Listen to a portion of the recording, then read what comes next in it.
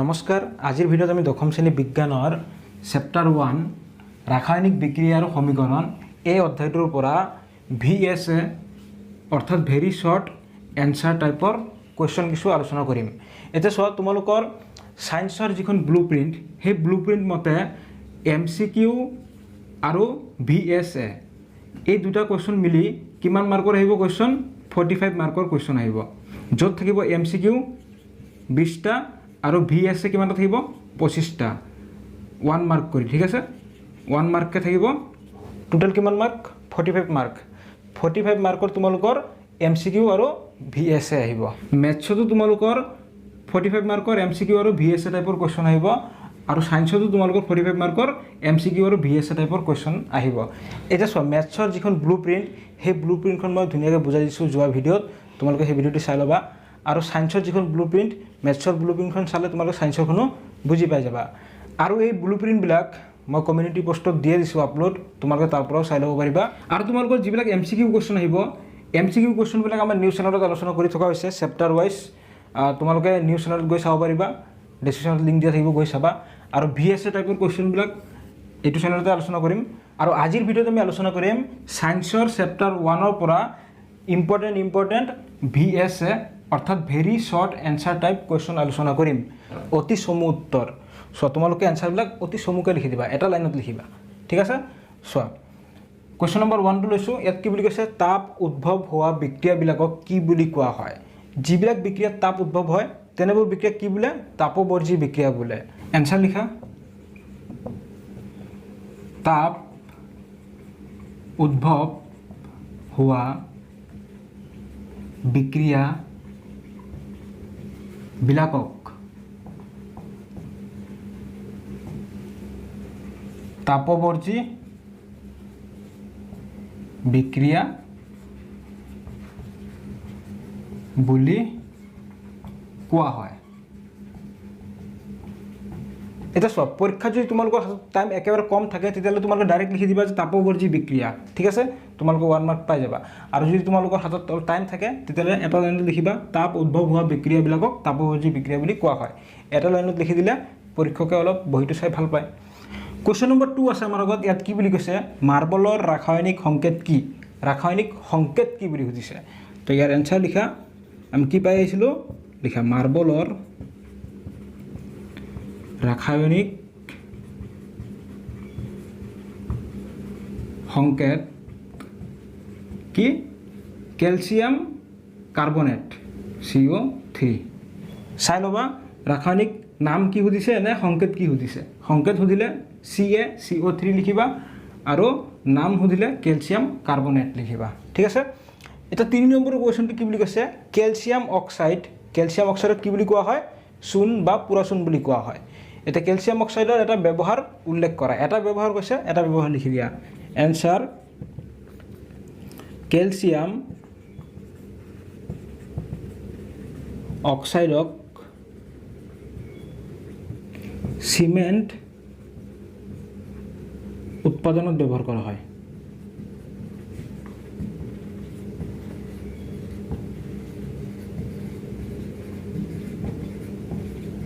এতিয়া তোমালোকে very short answer type question বুজি পাইছা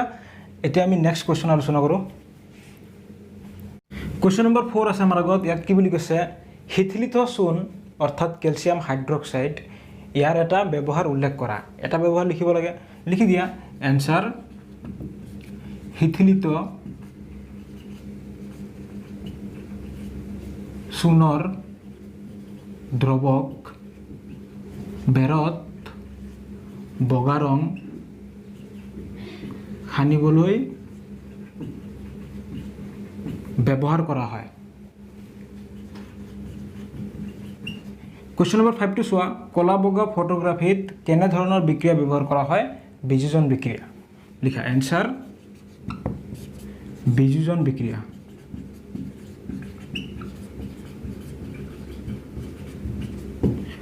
যেতিয়া মই চেপ্টাৰটো বুজাইছিলোঁ তেতিয়া এইবিলাকৰ বিষয়ে ধুনীয়াকৈ বুজাইছিলোঁ বিযোজন বিক্ৰিয়া কি ক'ত ব্যৱহাৰ কৰা হয় আৰু বিযোজন বিক্ৰিয়াৰ উদাহৰণ তোমালোকে সেই ভিডিঅ'বিলাক চাবা তেতিয়া বেছি ভালদৰে বুজি পাবা। এটা সব কোৱেশ্চন নম্বৰ 6 আছে আমাৰ আগত ইয়াত কি বুলি কৈছে পানীৰ বিদ্যুৎ বিশ্লেষণত উৎপন্ন হোৱা হাইড্ৰজেন আৰু অক্সিজেন গেছৰ অনুপাত কিমান পানীৰ বিদ্যুৎ বিশ্লেষণত কি হয় হাইড্ৰজেন আৰু অক্সিজেন গেছ উৎপন্ন হয় এতিয়া এই গেছৰ অনুপাত কিমান সুধিছে এনসাৰ লিখা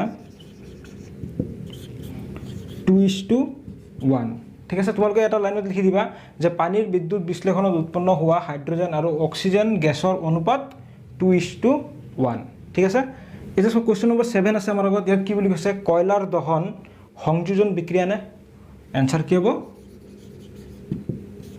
হয় কয়লাৰ দহনটো সংযোজন বিক্ৰিয়া এটা সব সংযোজন বিক্রিয়ার উদাহরণ আমি পাই আইছিলো যে কয়লার দহন কি আছিল উদাহরণটো কার্বনটো কি হয় সলিড ঠিক আছে ইয়াক যদি আমি অক্সিজেনের উপস্থিতিত জ্বলাও অক্সিজেনটো কি হয় গ্যাস তেতিয়ালে বিক্রিয়া কৰি কি উৎপন্ন হয় কার্বন ডাই অক্সাইড CO2 এটো কি হ'ব গ্যাস ঠিক আছে অর্থাৎ সংযোজন বিক্রিয়া কাক বলে দুটা বিক্রিয়ক পদার্থ লগ লাগি যদি এটা বিক্রিয়াজাত পদার্থ উৎপন্ন হয় তেতিয়ালে তাক কি বুলি কোৱা হ'ব সংযোজন বিক্ৰিয়া এনসাৰটো যদি দেখাত আৰু অলপ ভাল লগা কৰিব বিচাৰা এনেকৈ লিখিব পাৰা হয় কমা কয়লাৰ দহন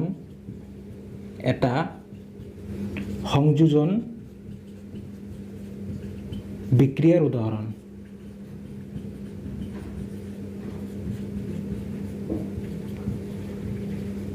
ঠিক আছে এনেকৈ লিখি দিবা হয় কয়লাৰ দহন এটা সংযোজন বিক্ৰিয়াৰ উদাহৰণ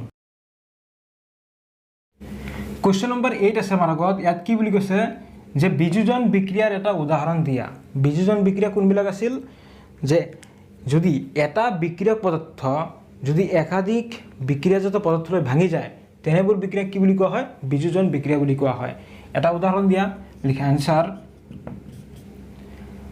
CaCO3 এটো কি হয় সলিড ঠিক আছে এটো আছিল আমাৰ চুনশিল ইয়াত যেটা বিক্রিয়া ঘটিব ক্যালসিয়াম অক্সাইড প্লাস কার্বন ডাই অক্সাইড ক্যালসিয়াম অক্সাইডটো কি হয় সলিড আর কার্বন ডাই অক্সাইডটো গ্যাস তো এইটো কি হল আমাৰ পুৰা চুন এটা বিক্ৰিয়ক পদাৰ্থ দুটা বিক্ৰিয়াজাত পদাৰ্থলৈ ভাঙি গৈছে তেতিয়াহলে এইটো কি হৈ গল আমাৰ বিযোজন বিক্ৰিয়াৰ উদাহৰণ তাৰপিছত কোৱেশ্চন নম্বৰ 9 আছে আমাৰ লগত ইয়াত কি বুলি কৈছে নিম্মুক্ত বিক্ৰিয়া দুটাৰ মাজত পাৰ্থক্য কি এই বিক্ৰিয়া দুটাৰ মাজত পাৰ্থক্য কি হ'ব আৰু এই কোৱেশ্চন বিলাক মই কৰ পৰা উঠাইছো কোৱেশ্চন বেংকৰ পৰা উঠাইছো দেই সো এক number so magnesium plus 2HCl আছে বিক্রিয়া ঘটি কি উৎপন্ন হৈছে MgCl2 প্লাস H2 ইয়াত কি লক্ষ্য কৰিছে যে ম্যাগনেসিয়ামে কি কৰিছে হাইড্ৰোজেনক অপহৰিত কৰিছে যেহেতু ম্যাগনেসিয়ামে হাইড্ৰোজেনক অপহৰিত কৰিছে আৰু ইয়াৰ ঠাইত প্ৰতিস্থাপিত হৈছে গতিকে এনেবোৰ বিক্ৰিয়া কি বুলি কোৱা হয় অপহৰণ বা প্ৰতিস্থাপন বিক্ৰিয়া বুলি কোৱা হয় ঠিক আছে এটা 2 নম্বৰ চোৱা NaOH প্লাস HCl বিক্ৰিয়া ঘটি কি উৎপন্ন গল NaCl Na কি কৰিছে H ক অপহৰিত কৰিছে তো NaCl H ৰ ঠাইত গল Na আৰু Cl আছে প্লাস H2O এবাৰ লক্ষ্য কৰা এই H কি কৰিছে Na ক অতৰাই দিছে H Na ক অতৰাই কি কৰিছে ইয়াত আহি গল H দুটা হৈ গল আৰু O এটা H দুটা O এটা এবাৰ কি কৈছে সো Na ইয়াক অপহৰিত কৰিছে আকৌ H আকৌ ইয়াক অপহৰিত কৰিছে দুবাৰ অপহৰণ হৈছে ইয়াত হেকাৰণে ইয়াক কি বুলি কোৱা হয় দ্বি অপহৰণ বিক্ৰিয়া বুলি কোৱা হয় তো এনসাৰটো এনেকৈ লিখা প্ৰথম বিক্ৰিয়াটো হৈছে অপহৰণ বিক্ৰিয়া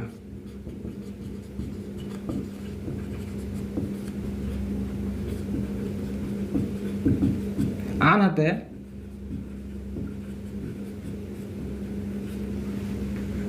দ্বিতীয় বিক্ৰিয়াটো হৈছে দ্বি অপহৰণ বিক্ৰিয়া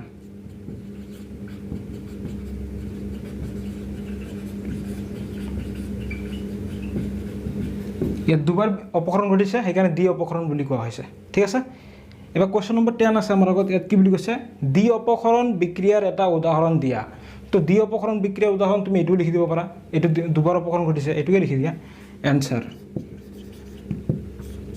বা তোমালোকৰ কিতাপত দ্বি অপসাৰণ বিক্ৰিয়াৰ উদাহৰণো আছে, তাৰ পৰাও চাই লিখিব পাৰা। দ্বি অপসাৰণ বিক্ৰিয়াৰ উদাহৰণ এইটো লিখি দিয়া, NaOH প্লাছ HCl বিক্রিয়া ঘটি কি উৎপন্ন হৈ গ'ল, NaCl প্লাছ H2O হৈ গ'ল। কুৱেশ্যন নম্বৰ 11 আছে আমাৰ আগত। ইয়াত কি বুলি কৈছে, নিম্নোক্ত বিক্ৰিয়াটোত X আৰু Y হিচাপে দিয়া উল্লেখ নথকা উপাদানটো লিখা। চোৱা, এইটো এটা বিক্ৰিয়া, এই বিক্ৰিয়াটোত এই যিটো X আৰু যিটো Y ইয়াত উল্লেখ কৰা নাই, সেই উপাদানটো কি হ'ব আমি লিখিব লাগে। চোৱা কি আছে, Zn, জিংকটো কি হয়, সলিড। মই লিখি দিছোঁ এনচাৰটো, এনচাৰ Zn এইটো কি হয়, সলিড, প্লাছ H2SO4 এইটো হৈ গ'ল একুৱাছ, একুৱাছ মানে জলীয় দ্ৰৱ। বিক্ৰিয়া ঘটি কি উৎপন্ন হ'ল, ZnSO4 জিংক সালফেট। ইয়াত কি আছে X মানে কি হ'ব, এইটো হ'ব আমাৰ একুৱাছ, কাৰণ জিংক সালফেটটো কি হয়, জলীয় দ্ৰৱ। সেই Xৰ উপাদানটো লিখিব দিছে, X মানে একুৱাছ, প্লাছ H2 কি হয়, গেছ হয়, গতিকে Y মানে কি হ'ব, গেছ। বা এনেকৈ লিখিব পাৰা যে X ইকুৱেল কি হয় আমাৰ, একুৱাছ, একিউ মানে জলীয় দ্ৰৱ। ঠিক আছে, আৰু Y ইকুৱেল কি হ'ব, গেছ। ঠিক আছে, তোমালোকে এইটো লাইনো লিখিব পাৰা বা এইটো লাইনো লিখিব পাৰা, বা দুয়োটাই লিখি দিব পাৰা, তোমালোকৰ ইচ্ছা। ঠিক আছে, এইটো বা এইটো দুয়োটা এনচাৰ শুদ্ধ। তাৰপিছত কুৱেশ্যন নম্বৰ 12ত কি বুলি কৈছে, যে calcium oxide CaO, calcium oxide পানীৰ সৈতে তীব্ৰভাৱে বিক্ৰিয়া কৰি, পানীৰ সৈতে যদি বিক্ৰিয়া কৰে H2O, পানীৰ সৈতে বিক্ৰিয়া কৰি শিথিলিত চূণ উৎপন্ন কৰে বুলি কৈছে। CaOH, O কেইটা, দুটা, H কেইটা, দুটা আছে, CaOH2। এতিয়া কেলছিয়াম অক্সাইডটো কি হয়, সলিড, আৰু পানীটো কি আছিল, লিকুইড, L। এইটো হৈ গ'ল আমাৰ জলীয় দ্ৰৱ, একুৱাছ। এইটো আছিল কি, পুৰা চূণ।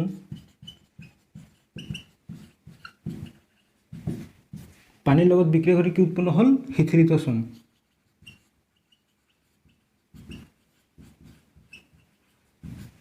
এই বিক্ৰিয়াটোৰ ৰাসায়নিক সমীকৰণ লিখা, ৰাসায়নিক সমীকৰণ লিখি দিলোঁ, আৰু বিক্ৰিয়াটোৰ প্ৰকাৰ উল্লেখ কৰা। এইটো কি বিক্ৰিয়া প্ৰকাৰ, চোৱা ইয়াত দুটা বিক্ৰিয়া পদাৰ্থ আছে, বিক্ৰিয়াজাত পদাৰ্থ কেইটা হ'ল এটা, তেতিয়াহ'লে এনেবোৰ বিক্ৰিয়া কি আছিল, সংযোজন বিক্ৰিয়া আছিল, লিখি দিয়া। এইটো এটা সংযোজন বিক্ৰিয়া।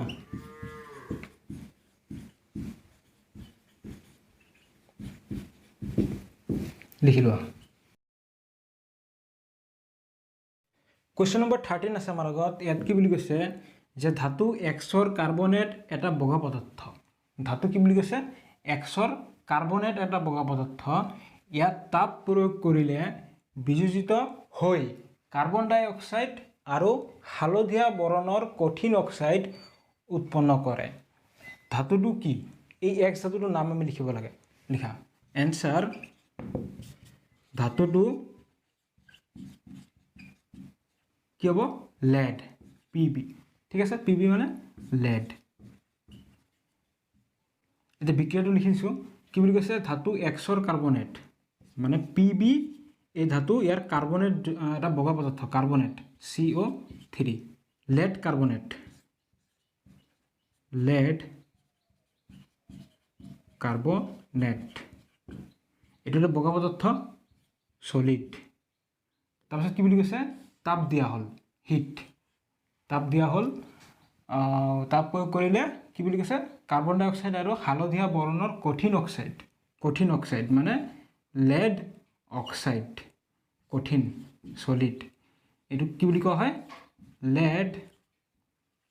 অক্সাইড। কি বৰণৰ, হালধীয়া বৰণৰ,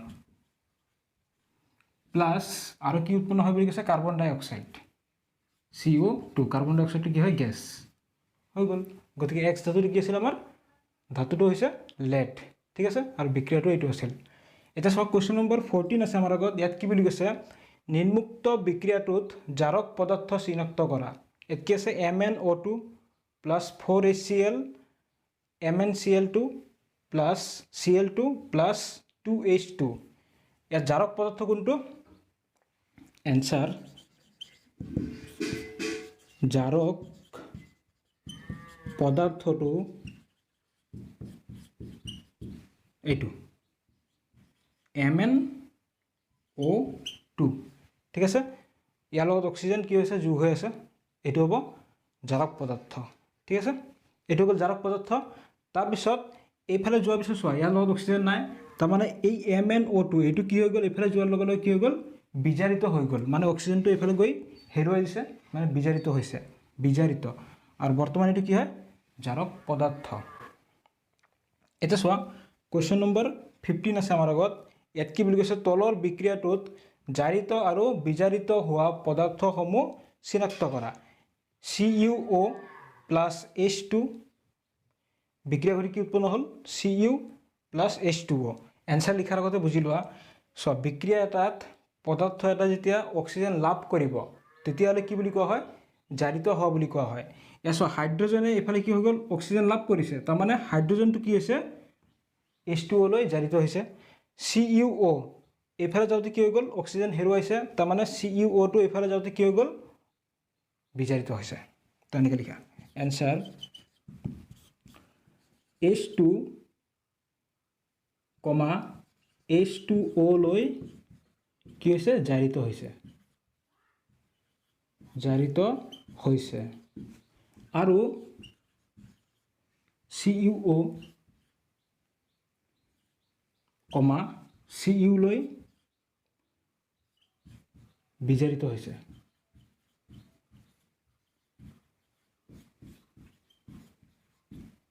বুজি পাইছা সকলোৱে আৰু চেপ্টাৰ 1ৰ ওপৰত আমি অলৰেডি আলোচনা কৰি আহিছোঁ বিতংভাৱে তো যিসকল সেই ভিডিঅ'বিলাক চোৱা নাছিলে ডিছক্ৰিপশ্যনত লিংক দিয়া আছে গৈ চাই ল'বা আৰু ভিডিঅ'টো যিমান পাৰা শ্বেয়াৰ কৰি দিবা